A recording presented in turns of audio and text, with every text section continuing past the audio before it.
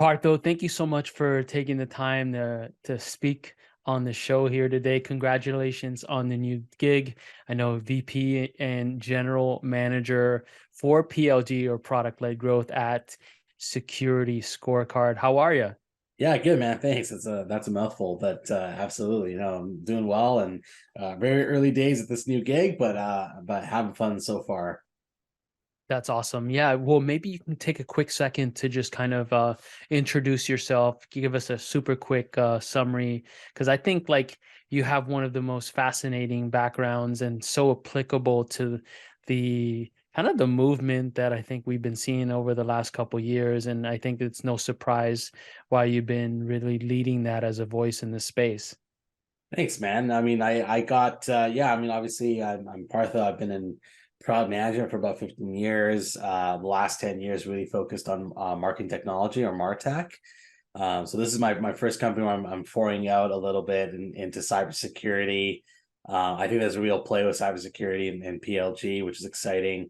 But I was so lucky to work in MarTech for so long and work with so many amazing marketers and some of the best ones out there that I learned quickly that growth and product management, especially 5 to 10 years ago, they weren't really synonymous. Like a lot of the KPIs that product managers were accountable to were really, and still are, making sure you're spending your dev time wisely, right? So the making sure that your operational efficiency and profitable and not wasting time and effort on things that you shouldn't be working on. And that's still very important, but I think that growth is a huge part of that now. Like we should easily be able to put accountability on child to paid conversion, on activation metrics, on expansion to product if done right. And so that's been my movement. My last company was Hootsuite. They're the leading social media management platform.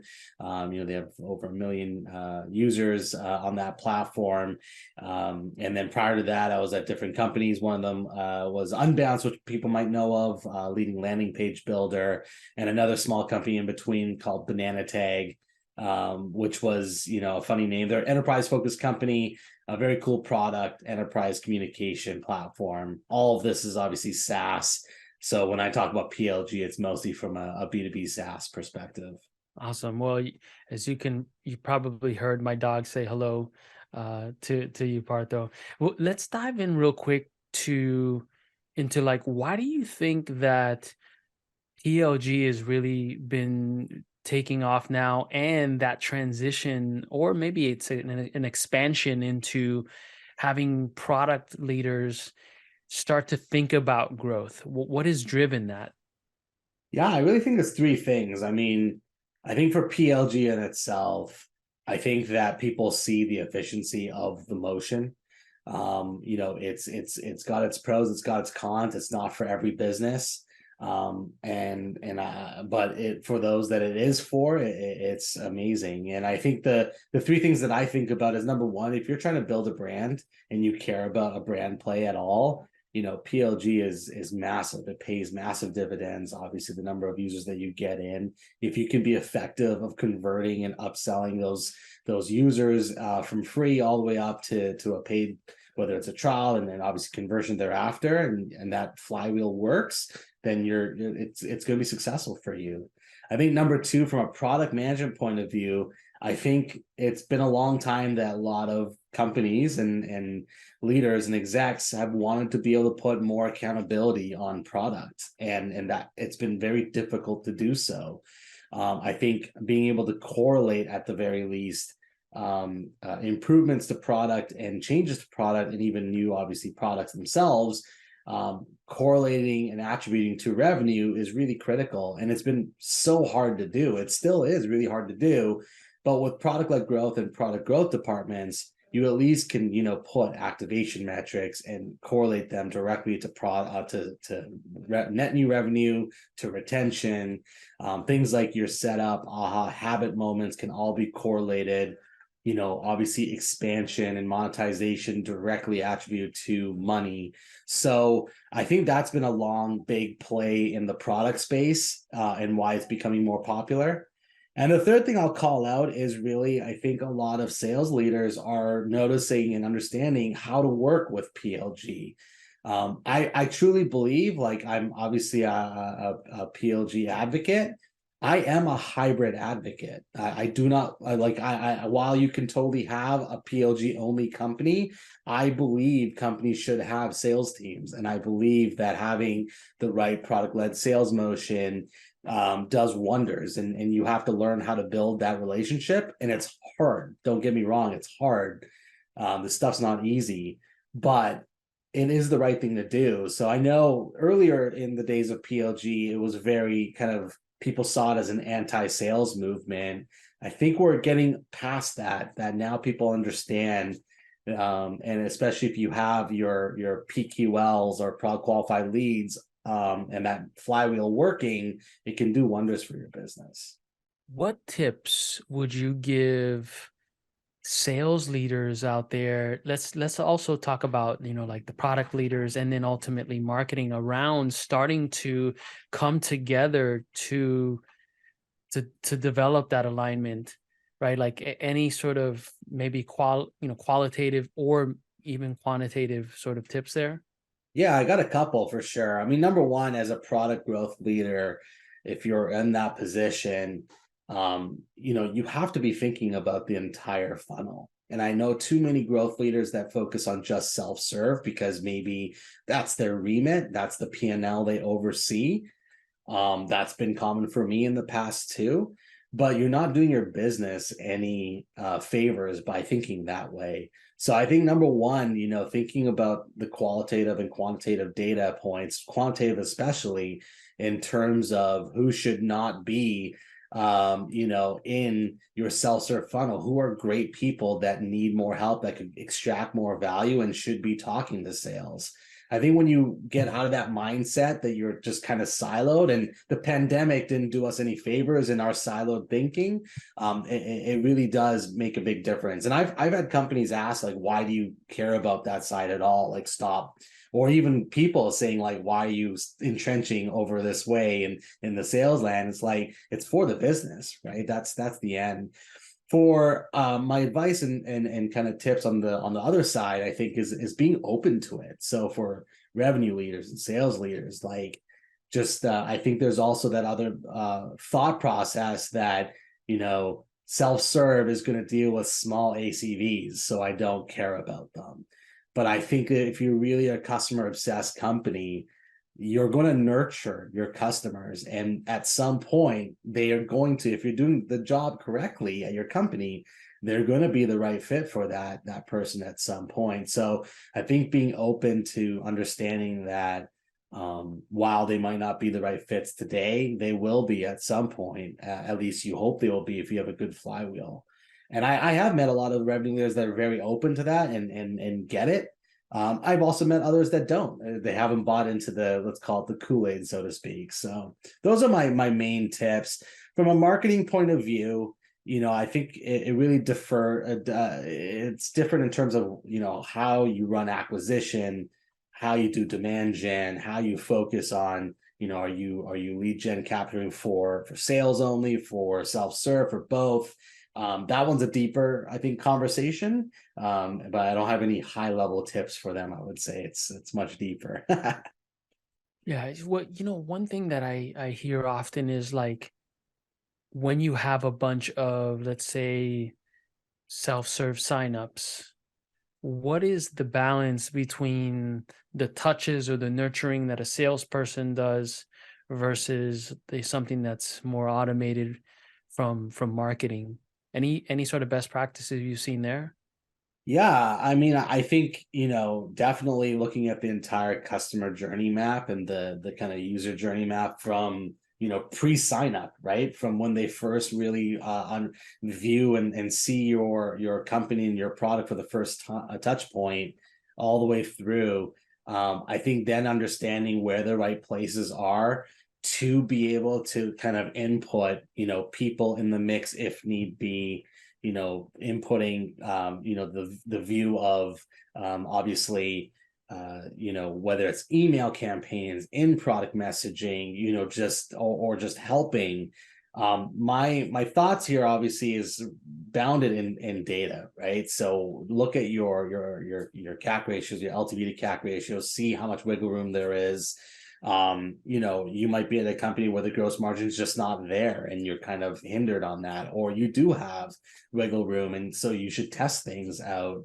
I think that, one thing I'll call out is self-serve, and having humans assist in self-serve, isn't a bad thing. Like sometimes some companies that's just needed. I know I often use Superhuman as that example of, I remember I my just first, thought about them. Yep. yeah, like there's and now I think, I just signed up for Superhuman again.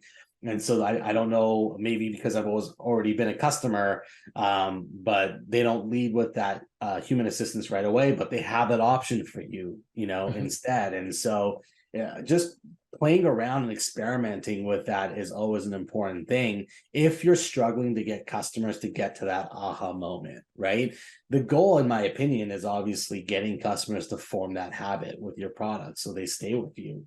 And I think that's the challenge, right? And if you're just thinking just pure self-serve and it has to be everything done by your product and nothing else, I mean, that's awesome. And I love that, mindedness, because that means you're going to build a better product.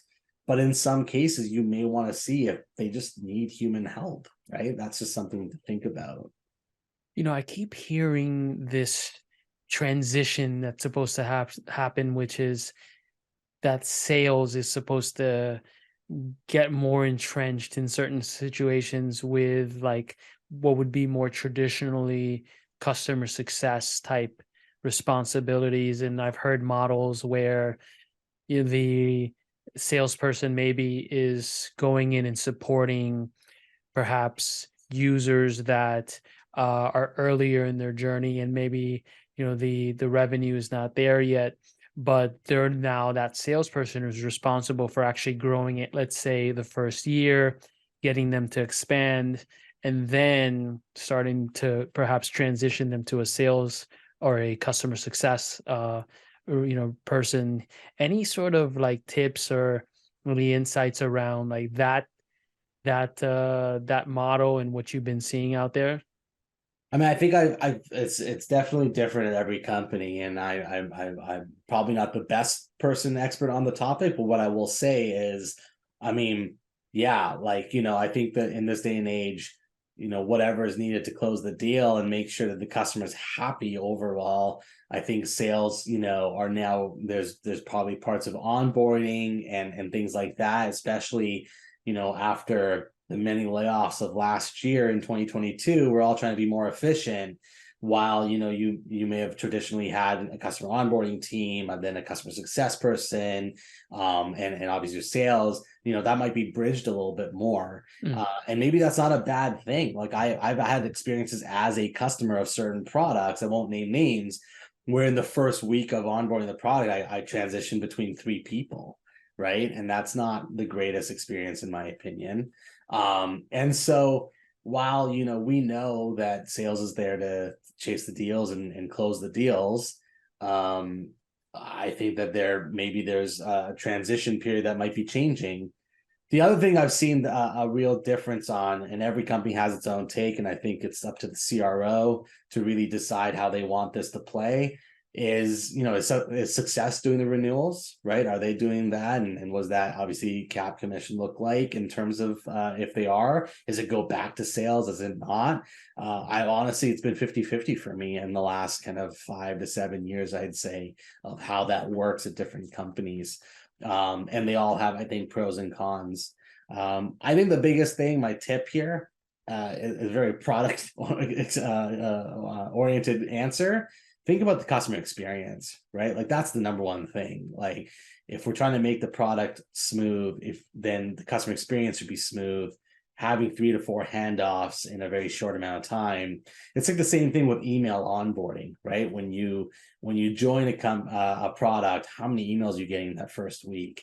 If you're getting more than 2, 3, that's overwhelming, right? And I've seen some companies where you're like, wow, I just got 8 emails from this company in the first 2 days. That's just way too many. Yeah, certainly. I can't remember the exact name of a product that I signed up to recently, and I literally got an email, sometimes two a day, or it was something absurd where I was just like, boy, there's got to be someone made a mistake here because this can't be real, right?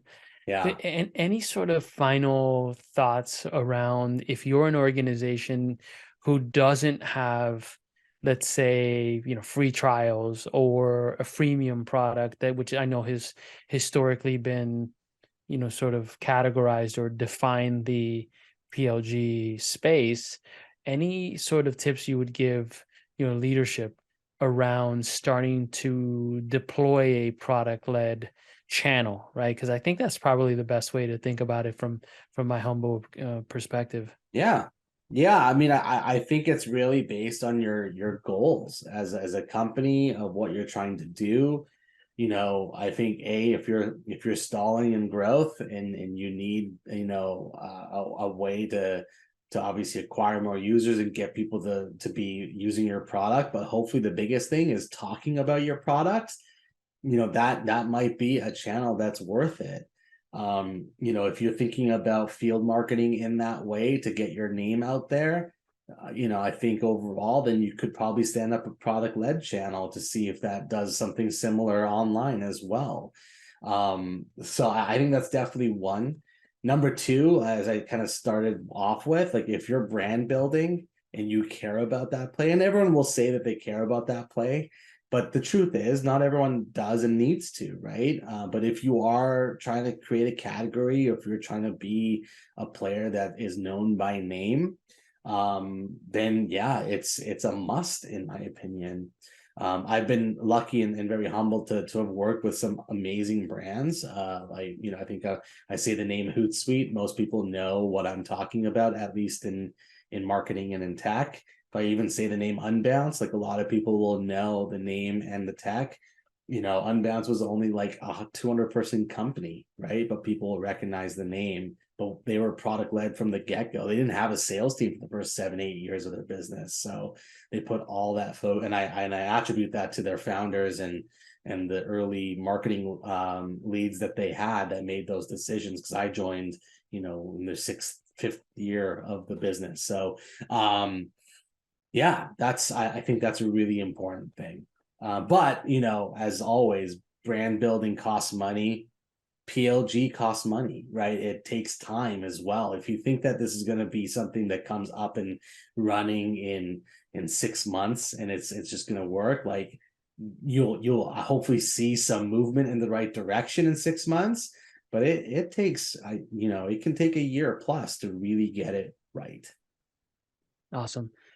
Partho, thank you so much for your time. If folks want to connect with you to learn more about, what you're Yeah. doing or follow you on social, what are the best channels to? Yeah, I've consolidated down. I'm just on LinkedIn now. So my LinkedIn is linkedin.com/and/product Partho. I think the only thing you need to know is product Partho.